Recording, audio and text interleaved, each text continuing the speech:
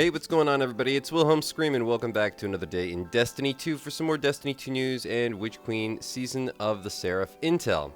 And today we have the return of Grandmaster Nightfalls, and the first one that we're getting is a pretty easy one in the Insight Terminus. This hasn't been around for at least 2 seasons. We also got a new Lightfall trailer today, so that was something kind of interesting that I would suggest everybody who's watching this go check out, because there's some really fun stuff in it. Looks like it's going to be a pretty good year all around. But with the Insight Terminus, if you can get this done at the Grandmaster level, you will earn yourself an adept version of the Mindbender's Ambition, or possibly the Malicious Birthright. I'm not totally sure which one it is. At first I had heard Malicious Birthright, then I had heard Mindbender's Ambition, but that sounded a little bit weird, seeing as how I believe we had Mindbenders in the rotation last season, but could be back. Maybe it was because there was a day where it got switched out for another weapon, who knows.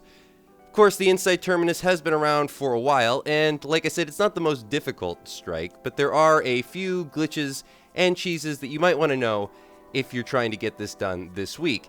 If you enjoyed this video, please remember to like, comment, and subscribe to the YouTube channel, and turn on the bell to post notifications so you never miss out on any future Destiny 2 Witch Queen Season of the Seraph content like this. You can also follow me on Instagram or Twitter. They'll be linked in the description box down below. Any of those things I just mentioned also enter you into any future giveaways on this YouTube channel, and I do one every 1,000 subscribers, so you never want to miss out. And of course, if you stick around till the end of the video, I'll have a secret hashtag you can leave in the comments section to be entered into that giveaway a second time for this video. And remember, the secret hashtags stack on all videos, so if you haven't done this on a previous piece of content on this channel, you can always go back, check out another video, and of course, do it again.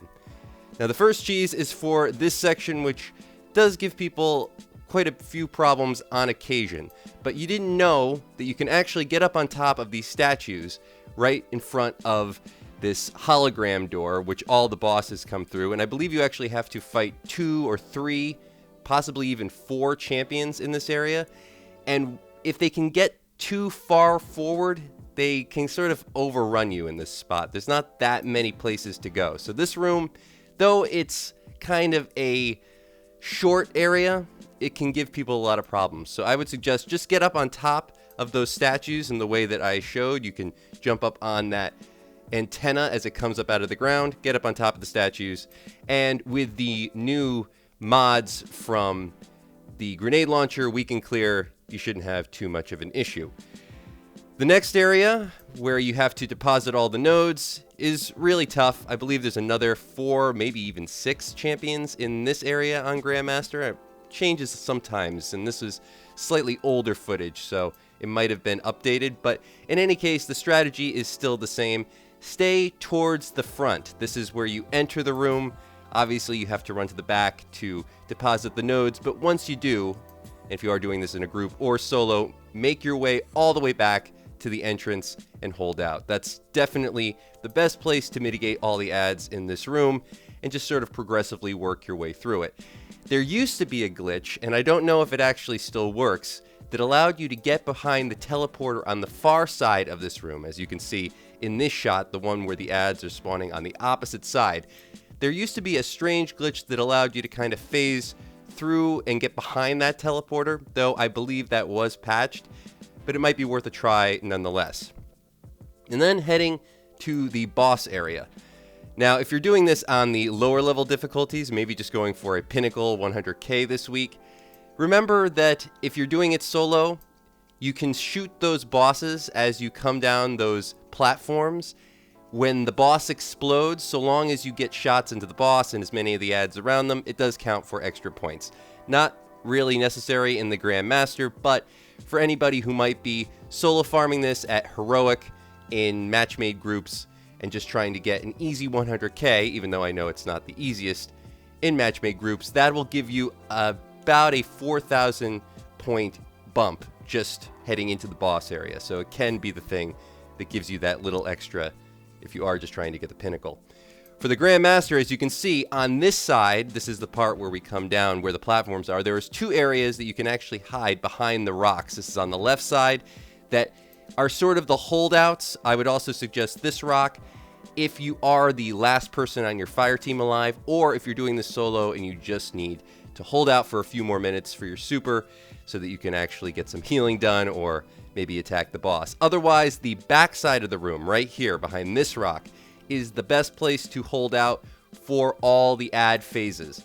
It's blocking the boss damage the most just because of the way that the rocks are positioned. They don't really get a direct shot on you, especially the ads can also help keep you from either getting damage from the boss or the ads. The other place is on the right side, right here on this ledge. None of the ads will really come over to you. The boss won't really shoot at you, but I would suggest that place is not the best. I would suggest the left side or the back before the right side, even though you don't really take any damage from the boss there. The ads can, because of the explosive damage that they put out, can sometimes knock you off the ledge. And it's just kind of a precarious position all around. I wouldn't actually stack more than one person there at a time. But given these three places, the place on the left, the place on the right, and most importantly, the place in the back, you can stay out of damage for the majority of this strike. You can also use those same antennas like you saw me use before, to actually ride up and get a little bit higher up, and then sometimes, and I say sometimes because it's not the easiest jump and it's really only made on a warlock, you can actually get to that tower directly behind me, or you can get on the rings that surround where the boss spawns in the middle. And that's kind of an interesting spot too, though if ads get behind you, you're kind of left out in the open.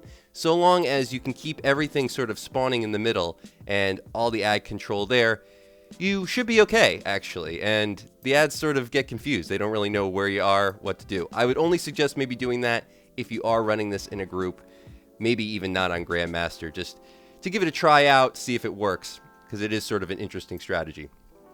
I think this back left corner also is a really good standout. We tend to keep one person there for doing this in a group, and then the two on the far back where you see me here. And if I was doing it solo, I would just rotate between the two positions, using that far space on the left as like my last ditch loadout. It's because it's the only place really in this area where you can actually stand and take no damage, no splash damage. The ads won't come to you.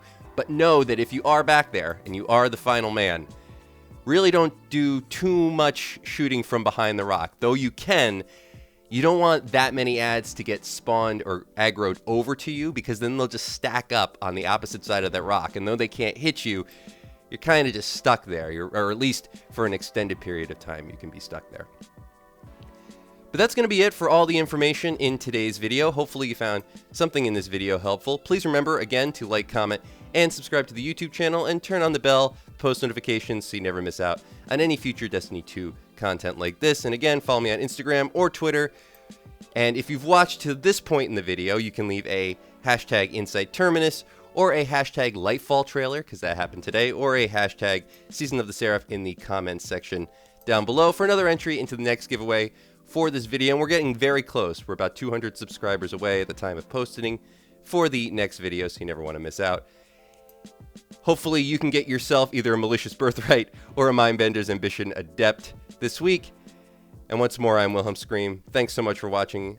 Of course, we will see you next time.